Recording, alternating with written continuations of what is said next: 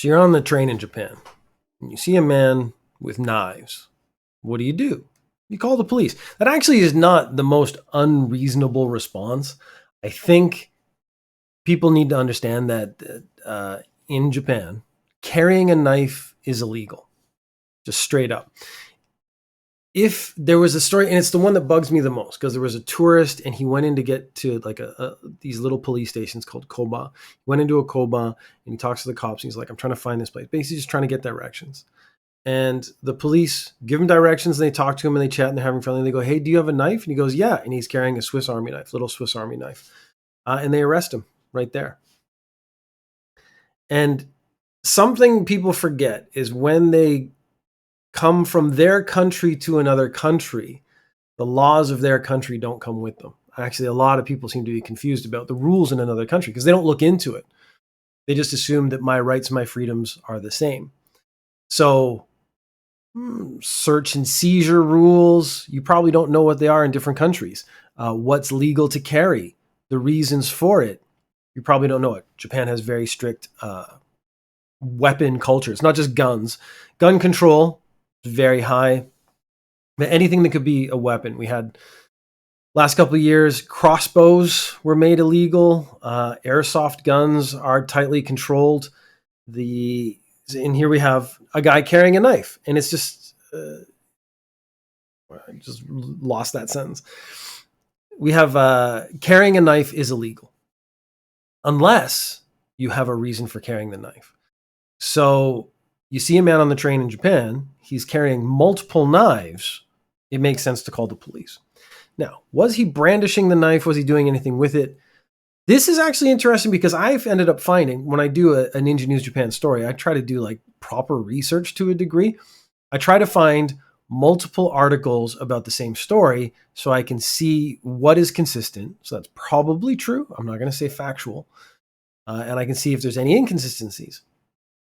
One story said he had basically a knife case, like one of those things you slide the knife into slots and you roll it up and tie it up. And one said he had knives wrapped in a towel and the ends were poking out. And one story said he was brandishing a knife. So somewhere in there is the truth.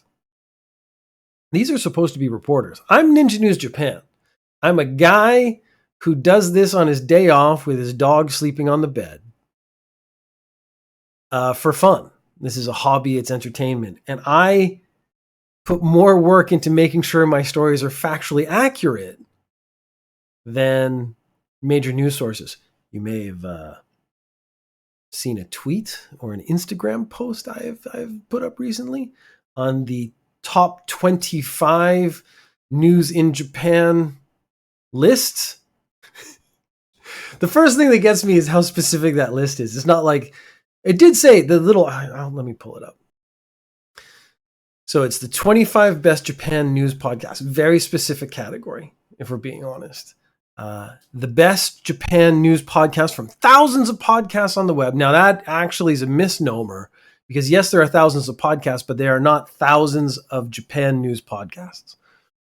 Ranked by traffic, social media followers, and freshness. Ninja News Japan has okay traffic for a podcast for sure and is absolutely fresh. I mean, you're tasting it, smelling it right now. It's fresh. Social media followers, not so much. That is, admittedly, my biggest weakness. You'll see on the screen, Japan News Podcasts, number one, deep dive from the Japan Times. Japan Times is a national newspaper in Japan. And their little tagline is, looking beneath the surface of Japan, we hear from Japan Times journalists and guests about current events and trends in Japan. Number two, a little podcast called Ninja News Japan. All the news from Japan. There is no ninja. A little, I guess, self-congratulatory little boop boop. I don't know what the criteria was for that, really. I bet Ninja News Japan is just the most consistent Japanese news podcast release schedule, because it is basically every week I get one of these out. So back to our knife man story. So you call the police. You see a guy I have to get the rules. So you're allowed to carry a knife. You're not allowed to carry a knife in Japan. You're allowed to carry a knife if you have a reason. So let's say I am going fishing and I am carrying with me a knife for deboning fish or scaling fish or something to do with fishing. The police would stop me and say, hey, why do you have that knife? Well, I'm going fishing and I'm going to do some fish stuff with my fish knife. They would be, all right, on your way. I have a machete. It'd be pretty rare in Japan. They say, why do you have the machete? Well, I am a intense gardener, extreme gardening. That's my job. And I'm going to my the jungles of Japan, and I'm going to machete. That also would be acceptable under Japanese law. So I can't just carry around a knife. So this tourist who probably just carried around a Swiss Army knife all the time, primarily probably not for the knife, but more for the screw. The screwdriver was always the thing I ended up using the most, or picking my nails, that kind of thing. That is not acceptable because there's no reason for you to carry a knife. So this guy on the train, I almost said the word. I got to keep the tension high. You see, it's the tension that you have to build so that people stay for the whole podcast. That and the dirty stories, I always put them at the end. At the next station, so if someone sees this guy, he's got knives, calls the police. Police rush the train to the next station. He's a chef. Now, he says he had adjusted the knife. So maybe he has one of those, again, sleeves where all the knives are in it and you roll it up. Maybe they were wrapped in towels and the ends were poking out. So he was trying to make sure it was safe. He was not brandishing, according to this story that seems the most reasonable, he was not brandishing it. He was probably making an adjustment, probably for other passenger safety because he knew he was carrying knives. But this stopped one of the major lines in Tokyo, which affects hundreds of thousands of people. So, I don't know. It's not unreasonable for the person to have called the police. The guy was not threatening anyone, though. I'm going to assume. Because if he isn't actually a chef, I think if he wasn't a chef, they would have said. If he's actually a chef, he's carrying his knives, carrying them for work, he's being responsible, then there's no reason to call the police on him. But then we have all the crimes in Japan are knife crimes. I don't know. It's a really tough situation because I don't know who's in the wrong. Maybe if you're a chef carrying your knives, put the knives wrapped up into a backpack or something else, just because you can avoid this and not freak people out. When making threats, in any country, in any scenario, it is important to be accurate. There's a man who felt it was completely appropriate for him to make threats. And so he's unhappy about the situation with Russia and the aggressive nature of the Russian Federation at the moment. So he sent some emails and he said, I'll put all workers through hell. Don't really know what that means. So all the workers in Russia, how are you going to put them all through hell? Why are you talking about the workers specifically? It seems like the government is what you should be targeting. He said, please kill the president. Who are you sending that to? Sending that to Russia? Just please kill the president of Russia? I think he actually means Putin. Russia has a president and Putin, who is sort of the actual leader. So I think this man maybe doesn't have it all together. Let's make Tsukiji a sea of blood without any contact. So let's, as in you, people of Russia, and me, a 50-year-old man from Japan, let's go to these disputed islands and fight? I don't know. The problem was he thought he was sending these to the Russian embassy, but instead he sent the emails to the Asahi Shimbun, which is a newspaper. So he was inadvertently threatening to make the lives of every worker in the Asahi Shimbun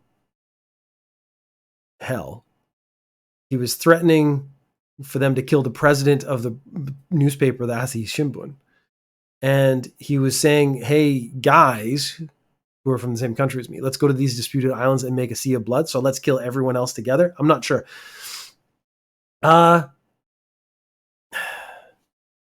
He did say, okay, their articles did not match my beliefs, and I thought I emailed the Russian embassy, but instead I sent emails to the Asahi Shimbun. So basically, they were writing articles about Russia.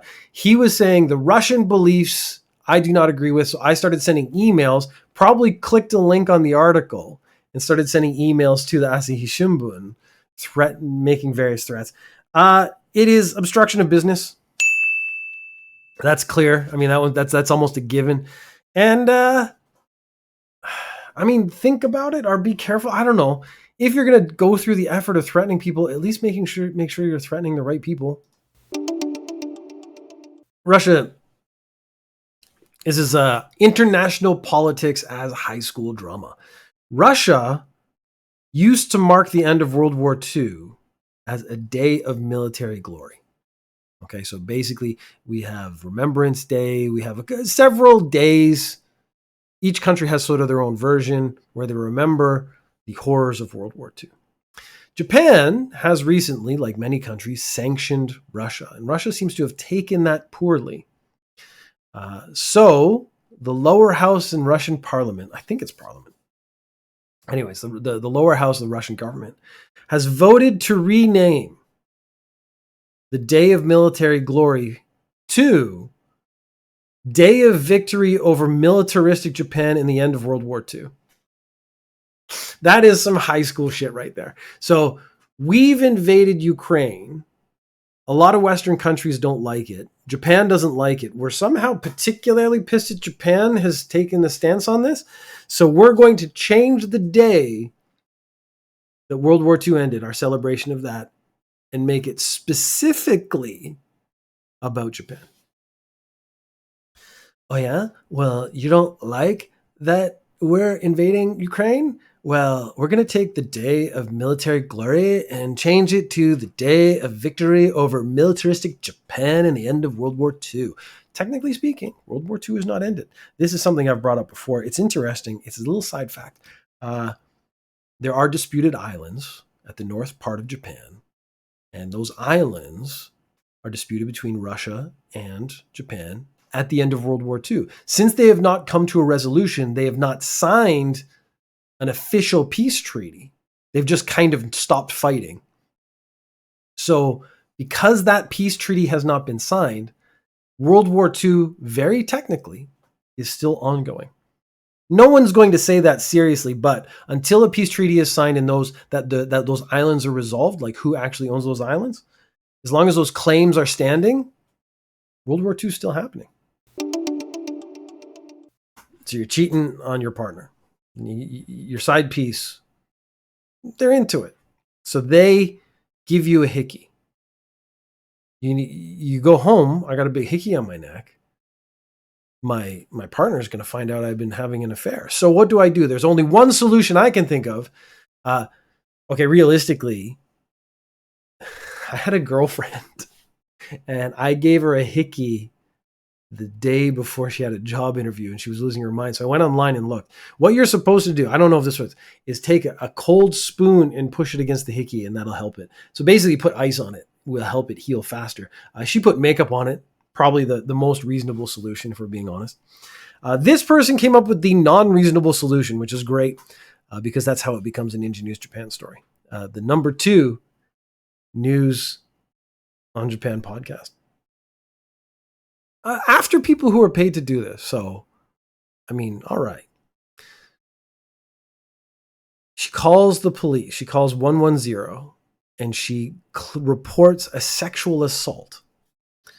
She says at 6:30 a.m., the intercom in her apartment or house rang. She opened the door and a man came in, took off her top, touched her inappropriately, gave her a hickey and left.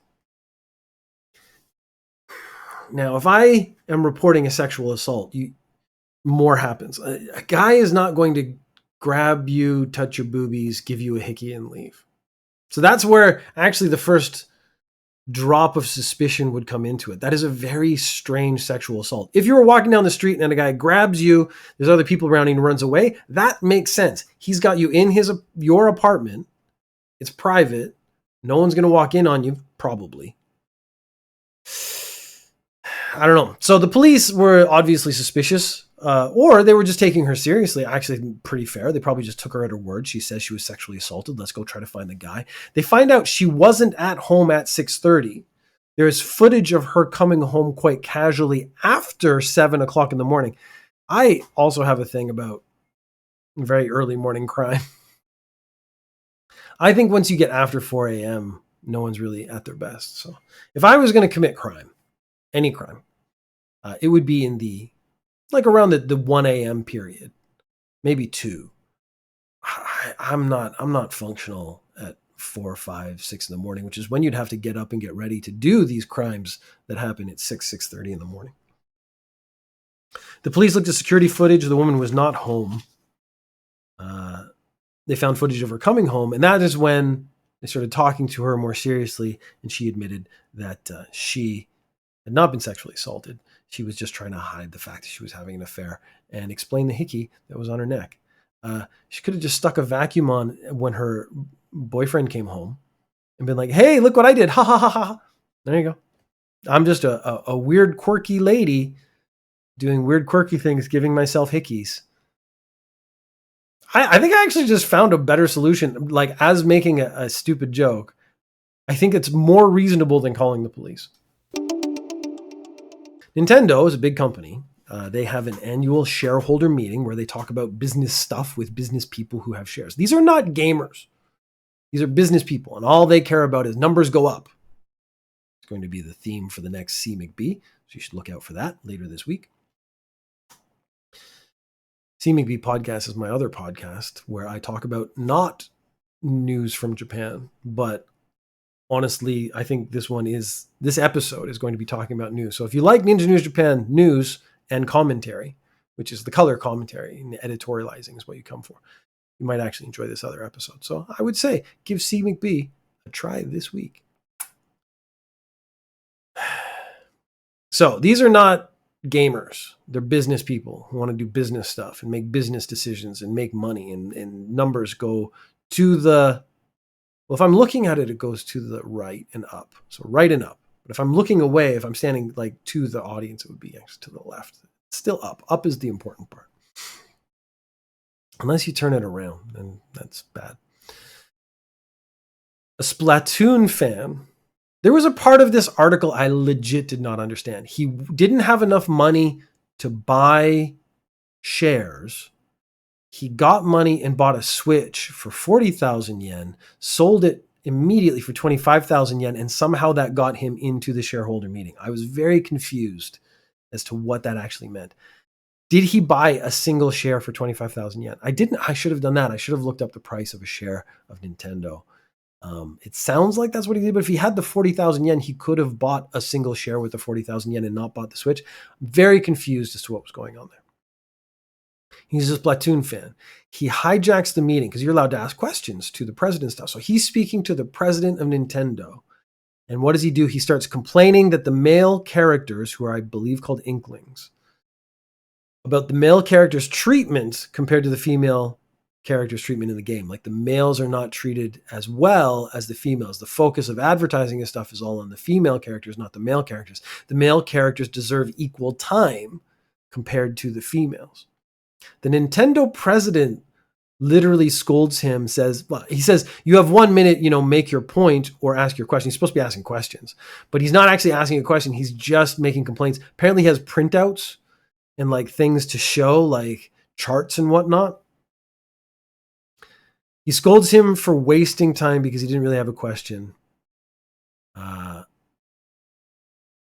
His basic statement was stop favoring the female characters in Splatoon.